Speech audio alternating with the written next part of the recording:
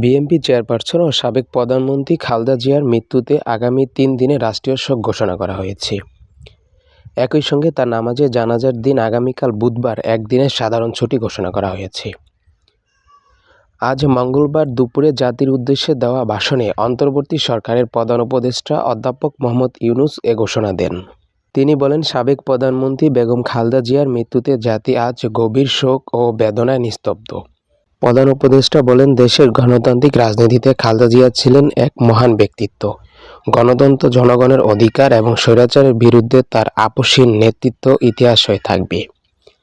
তিনি খালেদা জিয়ার পরিবার, রাজনৈতিক সহকর্মী ও অসংখ্য কর্মী সমর্থকদের প্রতি জাতির পক্ষ থেকে গভীর সমবেদনা জানান এবং সবাইকে শোকের এই সময়ে ধৈর্য ও শৃঙ্খলা বজায় রাখার আহ্বান জানান।